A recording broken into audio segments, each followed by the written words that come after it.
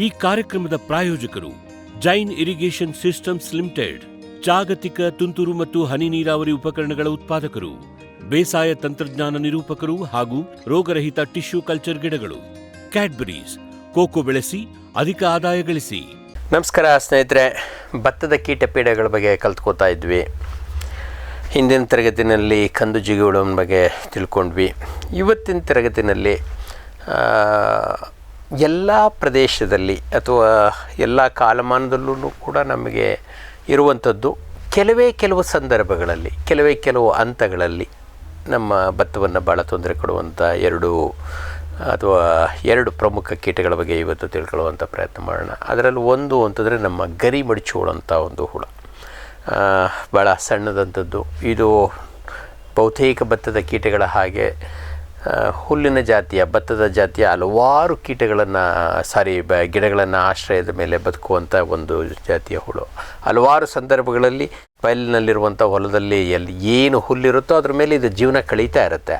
ಆದರೆ ನಮ್ಮ ಭತ್ತದಲ್ಲಿ ಬಂದರೆ ಮಾತ್ರ ಇದು ನಮಗೆ ಭಾಳ ಮಾರಕ ಅನಿಸುತ್ತೆ. ಅದರಲ್ಲೂ ಪ್ರಮುಖವಾಗಿ ಮಳೆ ಕೈಕೊಟ್ಟ ಸಂದರ್ಭದಲ್ಲಿ, ಮುಂಗಾರಿನ ಹಂತದಲ್ಲಿ ಮಳೆ ಕೈಕೊಟ್ಟಾಗ ಅಥವಾ ಬೇಸಿಗೆ ಹಂಗಾಮಿನಲ್ಲಿ ಸ್ವಲ್ಪ ಮಳೆ ಇರೋದಿಲ್ಲ ಅಂಥ ಟೈಮ್ನಲ್ಲೂ ಕೂಡ ನೀರಾವರಿ ಅಥವಾ ನೀರು ಭಾಳ ಹೆಚ್ಚಿದ್ದ ಸಂದರ್ಭಗಳಲ್ಲಿ ಇದರ ಹಾವಳಿ ನಮಗೆ ಹೆಚ್ಚಾಗಿ ಕಾಣಿಸ್ತದೆ.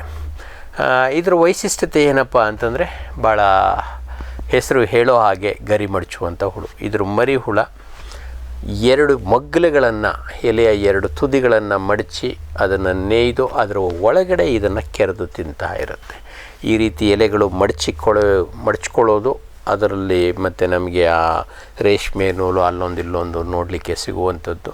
ಅದರ ನಡುವೆ ಈ ಹುಳ ಆ ಕಡೆಯಿಂದ ಈ ಕಡೆ ತಿರುಗಾಡಿಕೊಂಡು ಅದನ್ನು ಕೆರೆದು ತಿಂತಾ ಇರುವಂಥದ್ದು. ಕೆಲವೊಂದಷ್ಟು ಸಂದರ್ಭಗಳಲ್ಲಿ ಪಕ್ಕದ 2-3 ಎಲೆಗಳನ್ನು ಕೂಡ ಇದು ಜೋಡಿಸ್ಕೊಂಡಿರುತ್ತೆ. ಹಾಗಾಗಿ ಇದಕ್ಕೆ ಎಲೆ ಮಡಚುವಂಥ ಹುಳ ಅನಿಸುತ್ತೆ. ಕೆಲವೊಂದಷ್ಟು ಸಂದರ್ಭಗಳಲ್ಲಿ ಎಲೆಯ ಮೇಲ್ಭಾಗವನ್ನು ಕೆಳಕ್ಕೆ ಎಳ್ಕೊಬಂದು ಅದೆರಡನ್ನೂ ಕೂಡ ಮಡಚಿರುವಂಥದ್ದು. ಬಹುತೇಕ ಸಂದರ್ಭಗಳಲ್ಲಿ ಎಲೆಯ 2 ಮಗ್ಗಲುಗಳನ್ನು ಜೋಡಿಸಿ ಅದರೊಳಗೆ ಸೇರಿಕೊಳ್ಳುತ್ತೆ. ಕೆಲವೊಂದಷ್ಟು ಸಂದರ್ಭಗಳಲ್ಲಿ ಪಕ್ಕದ ಎಲೆಗಳನ್ನು ಸೇರಿಸ್ತದೆ. ಕೆಲವೊಂದಷ್ಟು ಸಂದರ್ಭದಲ್ಲಿ ಒಂದು ಎಲೆಯ ಮೇಲಿಂದ ಕೆಳಕ್ಕೆ ಈ ರೀತಿ ಜೋಡಿಸ್ಕೊಂಡು ಅಲ್ಲೂ ಕೂಡ ಇದು ಕೆರೆತಂತದೆ. ಅದರ ಒಂದು ಕೀಟದ ಗಾತ್ರ, ಅದರ ಚಟುವಟಿಕೆ ಅಥವಾ ಅಲ್ಲಿರುವಂಥ ಅದಕ್ಕೆ ಎಲೆಗಳು ಸಿಕ್ಕ ಪ್ರಮಾಣ, ಇವುಗಳ ಮೇಲೆ ಈ ರೀತಿಯಾದಂಥ ಒಂದು ಚಟುವಟಿಕೆ ಇರುತ್ತೆ. ನಾವು ಹೇಗೆ ಬೇರೆ ರೀತಿ ಪ್ರಯತ್ನ ಮಾಡ್ತೀವೋ ಈ ಹುಳುಗಳು ಕೂಡ ಆ ರೀತಿ ಅದಕ್ಕೆ ಬೇಕಾದ ರೀತಿ ಮಾಡಿಕೊಳ್ಳುವಂಥ ಪ್ರಯತ್ನಗಳನ್ನು ಮಾಡ್ತಾ ಇರುತ್ತೆ. ಮತ್ತೊಂದು, ಇದೊಂದು ಸಣ್ಣ ಪತಂಗ, ಸುಮಾರು 1 ಸೆಂಟಿಮೀಟ್ರ್ಗಿಂತ ಒಳಗೆ ಇರುವಂಥದ್ದು. ಹಳದಿ, ಕಪ್ಪು, ಬಿಳಿ ಈ 3 ಬಣ್ಣಗಳು ಮಿಶ್ರ ಆಗಿರ್ತದೆ. ರೆಕ್ಕೆಗಳ ಮುಂಭಾಗದಲ್ಲಿ ಅಥವಾ ತಲೆ ಸ್ವಲ್ಪ ಮಟ್ಟಿಗೆ ಕಪ್ಪು ಮಿಶ್ರಿತ ಹಳದಿ ಇದ್ದರೆ, ರೆಕ್ಕೆಗಳ ಬಹುತೇಕ ಭಾಗ ಆಲ್ಮೋಸ್ಟ್ ಹಳದಿ ಇರುತ್ತೆ. ತುದಿನಲ್ಲಿ ಅಥವಾ ಹಂಚುಗಳಲ್ಲಿ ಸ್ವಲ್ಪ ಬಿಳಿ ಮಿಶ್ರಿತವಾಗಿರುತ್ತೆ. ಮತ್ತು 2 ಗೆರೆಗಳು ನಮಗೆ ರೆಕ್ಕೆಗಳ ಮೇಲೆ ಭಾಳ ಸ್ಪಷ್ಟವಾಗಿ ನೋಡಲಿಕ್ಕೆ ಸಿಗ್ತದೆ. ಇದೊಂದು ಬೆಳಕಿಗೆ ಕೂಡ ಆಕರ್ಷಿತವಾಗುವಂಥ ಒಂದು ಪತಂಗ, ಸಣ್ಣ ಪತಂಗ ಅಂತಲೇ ನೀವು ಭಾಳಷ್ಟು ಸಲ ಕರಿತೀವಿ. ಇದು ಸಣ್ಣ ಗಾತ್ರದ ಪತಂಗ, ಏಕೆಂದರೆ ಇದರ ಗಾತ್ರ ಅಥವಾ ಎರಡು ರೆಕ್ಕೆಗಳನ್ನು ಇದು ಹರಡಿಕೊಂಡ್ರೆ 1.5 ಸೆಂಟಿಮೀಟ್ರ್ಗಿಂತ ಜಾಸ್ತಿ ಹೋಗೋದಿಲ್ಲ. 1 ಸೆಂಟಿಮೀಟ್ರ್ ಅಥವಾ ಗರಿಷ್ಠ 1.25 ಸೆಂಟಿಮೀಟ್ರ್ವರೆಗೆ ಭಾಳ ದಷ್ಟಪುಷ್ಟವಾಗಿ ಬೆಳೆದಂಥ ಹೆಣ್ಣು ಪತಂಗದ್ದು 1.25 ಸೆಂಟಿಮೀಟ್ರ್ವರೆಗೆ ಇದರ ವಿಂಗ್ ಸ್ಪ್ಯಾನ್ ಆಗ್ಬೋದು.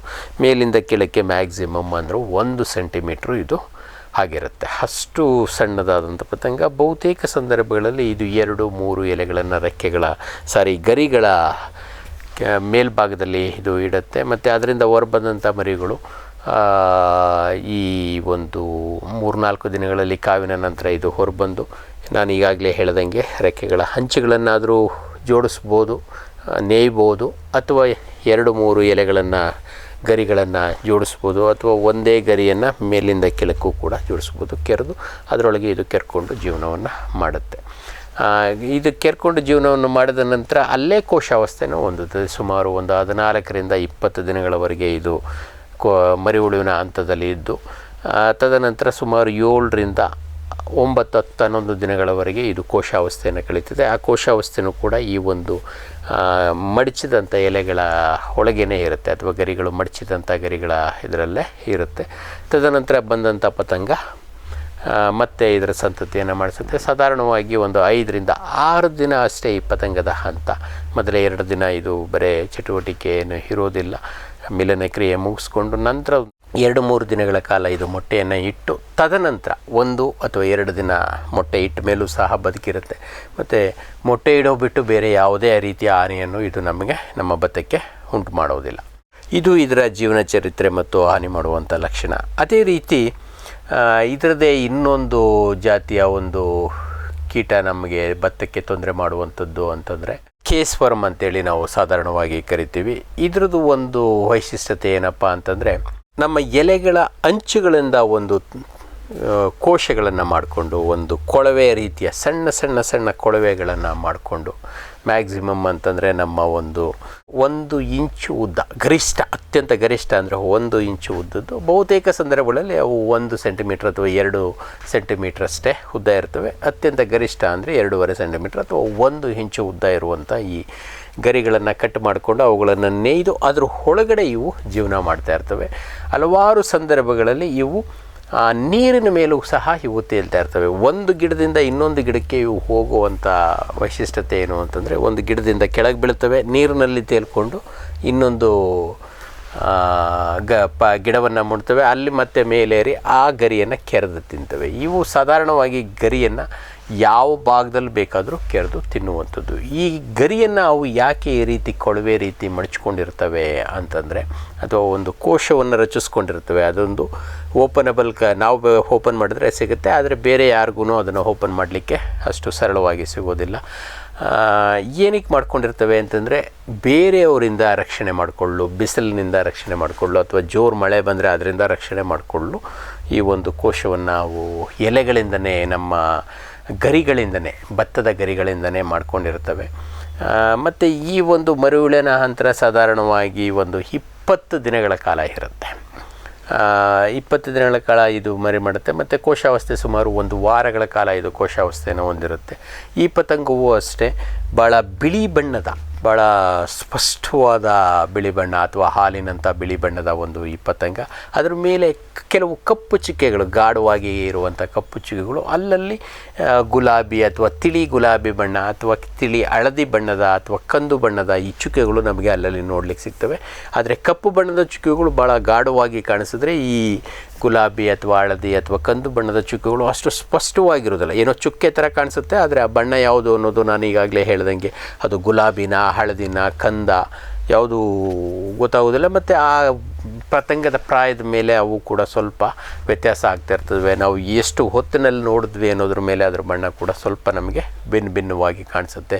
ಮತ್ತು ಅದು ಗೋಡೆ ಮೇಲೆ ಕೂತಿದ್ದಾಗ ಬೇರೆ ಥರ ಕಾಣಿಸುತ್ತೆ, ನಮ್ಮ ಗಿಡದ ಮೇಲೆ, ಭತ್ತದ ಗಿಡದ ಮೇಲೆ ಕೂತಿದ್ದಾಗೆ ಅದರ ಬಣ್ಣ ಬೇರೆ ಸ್ವಲ್ಪ ವ್ಯತ್ಯಾಸ ಇರುತ್ತೆ. ಅದ್ರ ಬಗ್ಗೆ ಜಾಸ್ತಿ ತಲೆ ಕೆಡಿಸ್ಕೊಳ್ಳೋದು ಕೂಡ. ಇದು ಕೂಡ ಬೆಳಕಿಗೆ ಆಕರ್ಷಿತವಾಗುವಂಥ ಒಂದು ಪತಂಗ.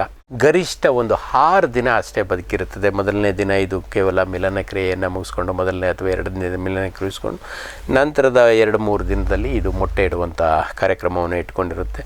ಸಾಧಾರಣವಾಗಿ ಇದು ಒಂದು ಗುಂಪುಗಳಲ್ಲಿ ಈ ಮೊಟ್ಟೆಗಳನ್ನು ಇಡುತ್ತೆ. ಗುಂಪುಗಳಲ್ಲಿ ಮೊಟ್ಟೆ ಇಟ್ಟು ಆ ಮರಿಗಳು ಸುಮಾರು 2 ರಿಂದ 6 ದಿನಗಳ ಕಾವಿನ ನಂತರ ಹೊರಬಂದು ಮೊದಲೇ ಮಾಡುವಂಥದ್ದೇನು ಅಂತಂದರೆ, ಒಂದು ಗರಿಯನ್ನು ಕಟ್ ಮಾಡೋದು. ಮೇಲ್ಬಡೆ ಒಂದು ಭಾಗ ಕಟ್ ಮಾಡಿ ಕೆಳಗೆ ಬೆಳೆಸ್ಬಿಡ್ತವೆ. ತದನಂತರ ಇನ್ನೊಂದು ಭಾಗವನ್ನು ನಾನು ಹೇಳಿದಾಗೆ 1, 2 ಅಥವಾ ಮ್ಯಾಕ್ಸಿಮಮ್ 3, 2.5 ಸೆಂಟಿಮೀಟ್ರ್ ಉದ್ದದ ಒಂದು ಗರಿಗಳನ್ನು ಕಟ್ ಮಾಡಿಕೊಂಡು ಅದನ್ನು 2 ತುದಿಗಳನ್ನು ನೇಯ್ಕೊಳ್ಳುತ್ತೆ ಮತ್ತು ನೀರಿಗೆ ಬೀಳುತ್ತೆ. ಇಲ್ಲ ಅಂತಂದರೆ ಅದ್ರ ಒಳಗಡೆ ಇದು ಸೇರಿಕೊಂಡು ಅದನ್ನು ಅದ್ರ ಒಳಗೇ ಹರ್ಕೊಂಡು ಹೋಗ್ತಾ ಇರುತ್ತೆ. ನಾವು ಇದನ್ನು ನೋಡಲಿಕ್ಕೂ ಸಹ ಕೆಲವೊಂದಷ್ಟು ಸಂದರ್ಭಗಳಲ್ಲಿ ಅವು ನೀರಿನ ಮೇಲೆ ನಿಂತ್ಕೊಂಡು ನಮ್ಮ ಗರಿಯನ್ನು ತಿಂತಾ ಇರ್ತವೆ, ಅಥವಾ ಕೆಲವೊಂದಷ್ಟು ಸಲ ಎಲೆಗಳ ಮೇಲೆ ಅದು ಕೂತ್ಕೊಂಡು ಗರಿಯನ್ನು ಕೆರೆದು ತಿಂತಾ ಇರ್ತವೆ. ಈ ಮರಿಹುಳ ಗರಿಯನ್ನು ಕೆರೆದು ತಿನ್ನೋದ್ರಿಂದ ಅಲ್ಲೇನೋ ಒಂದು ರೀತಿ ಕೆರೆದಂಥ ಭಾಸ ಆಗ್ತದೆ. ಕ್ರಮೇಣ ಆ ಎಲೆಗಳು ಒಣಗೋಗ್ತವೆ. ಮತ್ತು ಭಾಳಷ್ಟು ಸಂದರ್ಭಗಳಲ್ಲಿ ನಮಗೆ ಹೆಚ್ಚಿನ ಹಾನಿ ಎಲ್ಲಾಗುತ್ತೆ ಅಂತಂದರೆ, ಅದು ಪ್ರತಿ ಸಲ ಈ ಕೊಳವೆಗಳನ್ನು ಮಾಡ್ಕೊಳ್ಳುವಂಥದ್ದು. ಅದರ ಜೀವಿತಾವಧಿಯಲ್ಲಿ ಸುಮಾರು ಒಂದು ಮರಿಹುಳ ಕನಿಷ್ಠ 2 ರಿಂದ 3, ಕೆಲವೊಂದಷ್ಟು ಸಲ 4 ಅಥವಾ 5 ಕೊಳವೆಗಳನ್ನು ಮಾಡಿಕೊಳ್ಳುತ್ತೆ. ಪ್ರತಿ ಸಲ ಕೊಳವೆಯನ್ನು ಮಾಡ್ಕೋಬೇಕಾದ್ರೆ ಎಲೆ ಹಂಚಿನಿಂದ ಮಾಡಿಕೊಳ್ಳುತ್ತೆ. ಕೆಲವೊಂದಷ್ಟು ಸಂದರ್ಭಗಳಲ್ಲಿ ಸಂಪೂರ್ಣ ಎಲೆಯನ್ನು, ಅಂದರೆ ಬಲಿತ ಹಂತದಲ್ಲಿ ಸಂಪೂರ್ಣ ಎಲೆಯನ್ನು ಕೂಡ ಕಟ್ ಮಾಡಿಕೊಳ್ಳುತ್ತೆ. ಹೆಚ್ಚಾನೆಚ್ಚು ಇದು ಎಲೆಗಳ ಹಂಚುಗಳನ್ನು ಕಟ್ ಮಾಡಿಕೊಳ್ಳುತ್ತೆ. ಭಾಳ ಹಾನಿ ನಮಗೆ ಬೆಳವಣಿಗೆ ಇದಾಗುತ್ತೆ. ಇಂಥ ಒಂದು ಬೆಳವಣಿಗೆ ಕುಂಠಿತಗೊಳ್ಳೋದು ಅಲ್ಲದೆ ಕೆಲವೊಂದಷ್ಟು ಸಂದರ್ಭಗಳಲ್ಲಿ ಹಲವಾರು ರೋಗಗಳು ನಮ್ಮ ಭತ್ತದ ಗರಿಗಳ ಮುಖಾಂತರ ಒಳಗಡೆ ಹೋಗಲಿಕ್ಕೆ ಸಹ ಇವು ಸಹಾಯ ಮಾಡಿಕೊಡ್ತದೆ. ಮಳೆ ಕೈಕೊಟ್ಟಂಥ ಸಂದರ್ಭಗಳಲ್ಲಿ ಇದು ಹೆಚ್ಚಿನ ಹಾನಿಯನ್ನು ಉಂಟು ಮಾಡುವಂಥದ್ದು.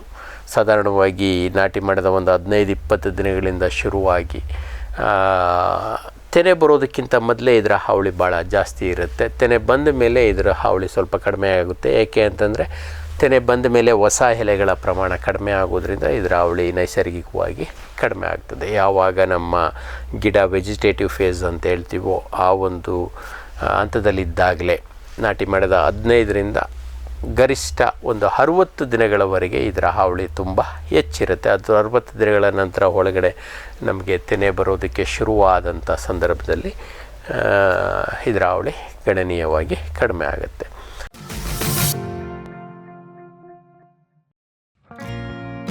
ಜೈನ್ ಇರಿಗೇಷನ್ ಸಿಸ್ಟಮ್ಸ್ ಲಿಮಿಟೆಡ್ ಭಾರತದ ಹನಿ ನೀರಾವರಿ ತಂತ್ರಜ್ಞಾನದ ಪ್ರಥಮ ಪ್ರವರ್ತಕ, ಜಗತ್ತಿನ ಅತಿ ದೊಡ್ಡ ಸ್ಪ್ರಿಂಕ್ಲರ್ಸ್ ಉತ್ಪಾದಕ ಕಂಪನಿ. ಸಂರಕ್ಷಿತ ಕೃಷಿಯಲ್ಲಿ ಹಸಿರು ಮನೆಗಾಗಿ ಮಿಸ್ಟರ್, ಫಾಗರ್, ಫ್ಯಾನ್ ಮತ್ತು ಪ್ಯಾಡ್ ಹಾಗೂ ನೆರಳು ಮನೆ, ಸ್ವಯಂ ಚಾಲಿತ ನೀರಾವರಿ ವ್ಯವಸ್ಥೆ ಮತ್ತು ರಸಾವರಿ ತಂತ್ರಜ್ಞಾನ. ಕೃಷಿಯಲ್ಲಿ ನೀರಿನ ಸಮರ್ಪಕ ಬಳಕೆ ಹಾಗೂ ಉಳಿತಾಯಕ್ಕೆ ಮತ್ತೊಂದು ಹೆಸರು ಜೈನ್.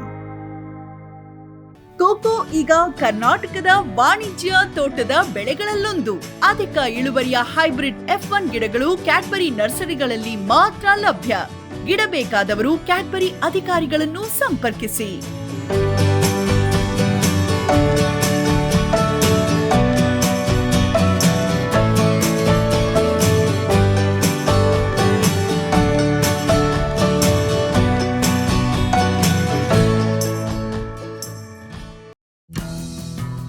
ಜೈನ್ಸ್ ಜಗತ್ತಿನ ಅತಿದೊಡ್ಡ ಅಂಗಾಂಶ ಕೃಷಿ ಪ್ರಯೋಗಾಲಯ ಹಾಗೂ ಟಿಸಿ ಗಿಡಗಳ ಉತ್ಪಾದಕರು. ಸಮೃದ್ಧ ಇಳುವರಿಗೆ ಜೈನ್ ಜೀನೇನ್, ಯಾಲಕ್ಕಿ, ನೇಂದ್ರನ್ ಹಾಗೂ ಕೆಂಪು ಬಾಳೆ ಸಸಿಗಳು, ದಾಳಿಂಬೆ, ಭಗವತಳಿಯ ರೋಗಮುಕ್ತ ಸಸಿಗಳು, ಲಕ್ನೋ 49 ಪೇರಳೆ, ಸ್ಟ್ರಾಬೆರಿ ಇತ್ಯಾದಿ ಗಿಡಗಳು ಯೋಗ್ಯ ಬೆಲೆಯಲ್ಲಿ. ಅಂಗಾಂಶ ಕೃಷಿಯ ಜಾಗತಿಕ ಬ್ರ್ಯಾಂಡ್ ಜೈನ್.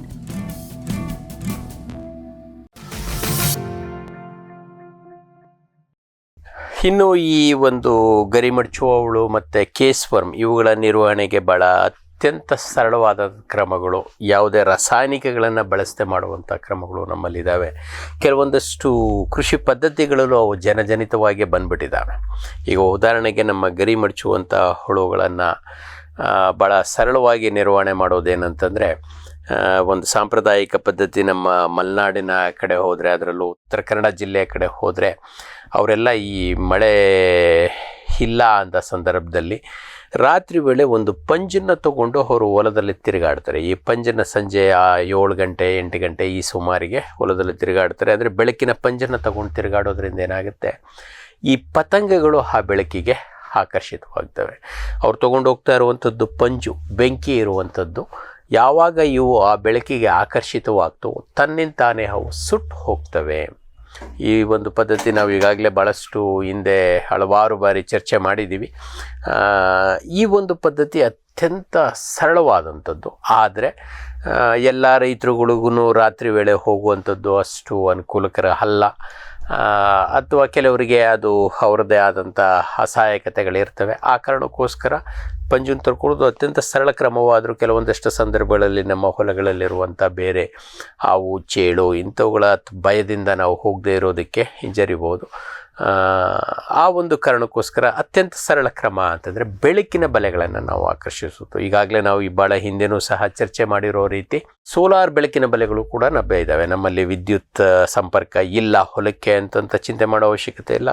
ಸೋಲಾರ್ ಬೆಳಕಿನ ಬಲೆಗೆ ನಮ್ಮಲ್ಲಿ ಹಾಕೋದಕ್ಕೆ ಖರ್ಚಿಲ್ಲ, ಅಷ್ಟು ವೆಚ್ಚ ಮಾಡುವಷ್ಟು ಸಾಮರ್ಥ್ಯ ನನಗಿಲ್ಲ ಅಂದ್ರೂ ಇವತ್ತು ಬಹುತೇಕರ ಮನೆಗಳಲ್ಲಿ ನಮ್ಮ ರೀಚಾರ್ಜಬಲ್ ಲೈಟ್ಗಳು, ಬ್ಯಾಟ್ರಿಗಳು ಲಭ್ಯ ಇದ್ದಾವೆ. ಅವುಗಳನ್ನು ಹಗಲು ಚಾರ್ಜ್ ಮಾಡಿ ಸಾಯಂಕಾಲ ತೊಗೊಂಡೋಗಿ ಅಲ್ಲಿಟ್ಟು ನಾಳೆ ಬೆಳಗ್ಗೆ ಆ ಬ್ಯಾಟ್ರಿ ತೊಗೊಬಂದು ನಾವು ಮತ್ತೆ ರೀಚಾರ್ಜ್ ಮಾಡ್ಕೋಬೋದು. ರೀಚಾರ್ಜಬಲ್ ಲೈಟನ್ನು ಒಂದು ಮೇಲ್ಗಡೆ ಒಂದು 3 ಕಡ್ಡಿಗಳನ್ನು ಟ್ರೈಪಾಡ್, ಈ ಕ್ಯಾಮ್ರಾಗಳು ಮ್ಯಾನ್ಗಳು ಯೂಸ್ ಮಾಡ್ತಾರಲ್ಲ ಆ ಥರದ 3 ಕಡ್ಡಿಗಳನ್ನು ಈ ರೀತಿ ಕಟ್ಟಿ ಅದರ ಕೆಳಗೆ ಒಂದು ಅಗಲವಾದ ಬಾಣಲೆಯನ್ನು ಇಟ್ಟು ಅಥವಾ ಬುಟ್ಟಿಯನ್ನು ಇಟ್ಟು ಅದರಲ್ಲಿ ನೀರು ತುಂಬಿಸೋದು. ಆ ಬುಟ್ಟಿಯ ಮೇಲ್ಭಾಗದಲ್ಲಿ ಈ ಲೈಟನ್ನು ಬೆಳಗಿಸಿದರೆ ಆಟೋಮೆಟಿಕ್ಕಾಗಿ ಆ ಲೈಟಿಗೆ ಆಕರ್ಷಿತವಾಗ್ತಾ ಪತಂಗಗಳು ಈ ಕೆಳಗಡೆ ಇರುವಂಥ ಬುಟ್ಟಿನಲ್ಲಿರುವಂಥ ನೀರಿಗೆ ಬಿದ್ದು ನಷ್ಟ ಹೊಂದಿವೆ. ಇಲ್ಲಿ 2 ಥರದ ಹುಳುಗಳು ನಮಗೆ ನಷ್ಟ ಆಗ್ತವೆ. ಒಂದು ನಮ್ಮ ಈ ಕೇಸ್ವರ್ಮ್ನ ಪತಂಗ ಇರ್ಬೋದು ಅಥವಾ ನಮ್ಮ ಎಲೆ ಮಡಚುವ ಹುಳುವಿನ ಪತಂಗ. 2 ಪತಂಗಗಳು ಅತ್ಯಂತ ಪರಿಣಾಮಕಾರಿಯಾಗಿ ನಾವು ನಿರ್ವಹಣೆ ಮಾಡಲಿಕ್ಕೆ ಇದೊಂದು ಅತ್ಯಂತ ಸರಳವಾದಂಥ ವಿಧಾನ.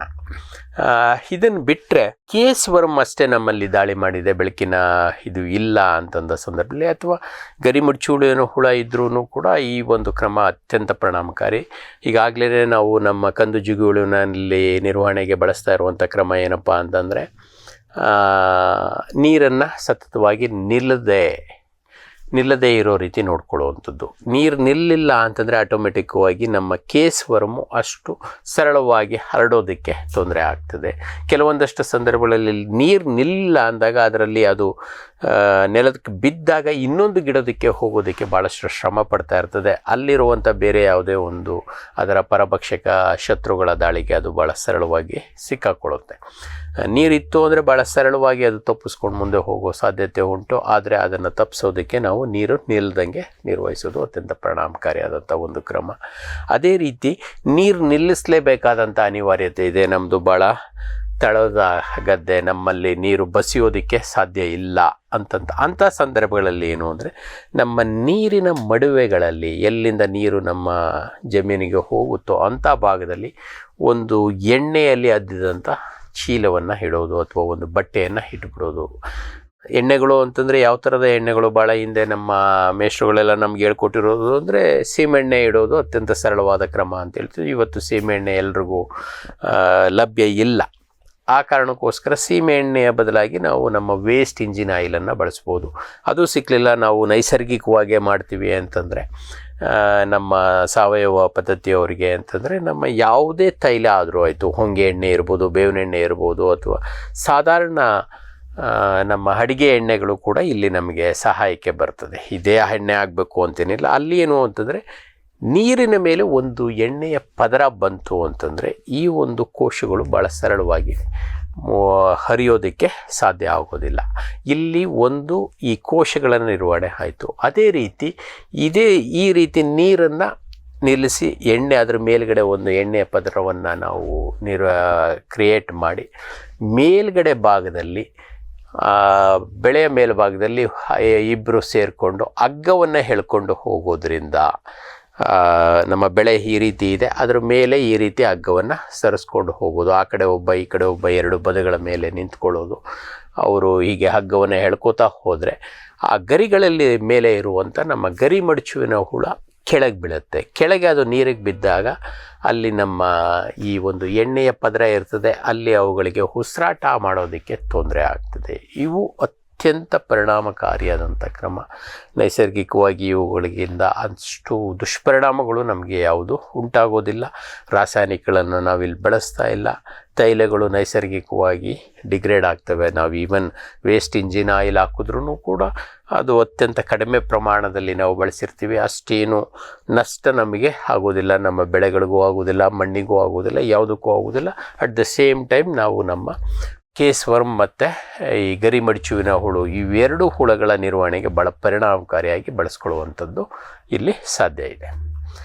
ಇನ್ನು ರಾಸಾಯನಿಕಕ್ಕೆ ಬಂತು ಅಂತಂದರೆ ಈ 2 ಕೀಟಗಳನ್ನು ನಿರ್ವಹಣೆ ಮಾಡಲಿಕ್ಕೆ ಅತ್ಯಂತ ಸರಳವಾದ ಜೈವಿಕ ಕ್ರಮಗಳು ಅಂತಂದರೆ ನಮ್ಮ BT ಅಥವಾ ಡೈಪೆಲ್ ಅನ್ನೋ ಕೀಟನಾಶಕವನ್ನು ಸಿಂಪರಣೆ ಮಾಡ್ಬೋದು. ವಾತಾವರಣದಲ್ಲಿ ಮಳೆ ಇತ್ತು, ಮೋಡ ಕವಿದ ವಾತಾವರಣ ಇತ್ತು ಅಂದರೆ ಅಂಥ ಸಂದರ್ಭಗಳಲ್ಲಿ ನಮ್ಮ ಎಂಟಮೋಪ್ಯಾಥೋಜೆನಿಕ್ ಶಿಲೀಂಧ್ರಗಳನ್ನು, ಕೀಟರೋಗಕಾರಿ ಶಿಲೀಂಧ್ರಗಳನ್ನು ಮೆಟ್ರೈಸೆಮ್ ಅಥವಾ ನೊಮೋರಿಯಾ ಮೆಟ್ರೈಸಿಯಂ ರಿಲೆ ಅಥವಾ ಮೆಟ್ರೈಸಿಯಂ ಅನೆಸೋಪ್ಲಿಯೆ ಇವುಗಳನ್ನು ಬಳಸ್ಕೋಬೋದು. ಅಥವಾ ಇವತ್ತಿನ ದಿನಗಳಲ್ಲಿ ಭಾಳ ಮುನ್ನೆಲೆಗೆ ಬರ್ತಾ ಇರುವಂಥ ನಮ್ಮ ಎಂಡೋಮೊಪ್ಯಾಥೊಜೆನಿಕ್ ನೆಮಟೋಡ್ಸ್ ಅಥವಾ ಜಂತು ಹುಳುಗಳು, ಕೀಟರೋಗಹಾರಿ ಜಂತು ಹುಳುಗಳನ್ನು ಕೂಡ ನಾವು ಬಳಸ್ಕೋಬೋದು. ಇಲ್ಲಿ ಸುಮಾರು ಸಿಂಪರಣೆಗೆ ನಮ್ಮ ಕೀಟರೋಗಕಾರಿ ಶಿಲೀಂಧ್ರಗಳಾದರೆ ಸುಮಾರು 5ರಿಂದ 10 ಗ್ರಾಮ್ ಪ್ರತಿ ಲೀಟ್ರ್ ನೀರಿಗೆ ಬಳಸ್ಕೊಂಡ್ರೆ ಸಾಕು. ಅದೇ ರೀತಿ ಕೀಟರೋಗಕಾರಿ ಜಂತು ಹುಳುಗಳಾದರೆ ಸುಮಾರು 2ರಿಂದ 4 ಗ್ರಾಮು. ನಮ್ಮ ಪೀಡೆಯ ತೀವ್ರತೆ ಮತ್ತು ವಾತಾವರಣ ಇವುಗಳಿಗೆ ಅನುಗುಣವಾಗಿ ನಾವು 2ರಿಂದ 4 ಗ್ರಾಮ್ ಪ್ರತಿ ಲೀಟ್ರಿಗೆ ಈ ಕೀಟರೋಗಕಾರಿ ಶಿಲೀಂಧ್ರಗಳನ್ನು ಇದು ಮಾಡ್ಕೊಳ್ಳೋದು.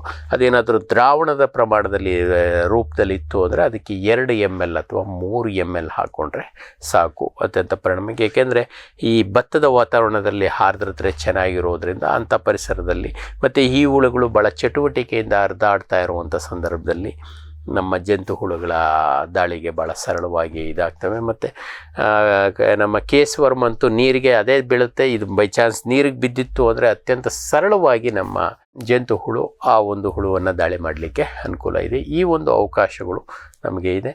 ಇನ್ನು ರಾಸಾಯನಿಕಗಳಂತೂ ನಿಮಗಂತೂ ಗೊತ್ತೇ ಇದೆ. ನಾನು ಕೂಡ ನಮ್ಮ ಕಾಂಡ ಕೊರಕ ಅಥವಾ ಕಂದು ಜಿಗಿ ಹುಳುವಿನಲ್ಲಿ ಬಳಸಿರುವಂಥ ಕೀಟನಾಶಕಗಳು ಇವಕ್ಕೂ ಕೂಡ ಅತ್ಯಂತ ಪರಿಣಾಮವನ್ನು ನೀಡ್ತವೆ. ಹರಳು ರೂಪದಲ್ಲಾದರೂ ಬಳಸ್ಬೋದು ಅಥವಾ ನಮ್ಮ ಸಿಂಪರಣೆ ರೂಪದಲ್ಲೂ ಕೂಡ ಇದನ್ನು ಬಳಸ್ಕೋಬೋದು. ಈ ಕಾರ್ಯಕ್ರಮದ ಪ್ರಾಯೋಜಕರು ಜೈನ್ ಇರಿಗೇಷನ್ ಸಿಸ್ಟಮ್ಸ್ ಲಿಮಿಟೆಡ್, ಜಾಗತಿಕ ತುಂತುರು ಮತ್ತು ಹನಿ ನೀರಾವರಿ ಉಪಕರಣಗಳ ಉತ್ಪಾದಕರು, ಬೇಸಾಯ ತಂತ್ರಜ್ಞಾನ ನಿರೂಪಕರು ಹಾಗೂ ರೋಗರಹಿತ ಟಿಶ್ಯೂ ಕಲ್ಚರ್ ಗಿಡಗಳು. ಕ್ಯಾಡ್ಬರೀಸ್, ಕೋಕೋ ಬೆಳೆಸಿ ಅಧಿಕ ಆದಾಯ ಗಳಿಸಿ.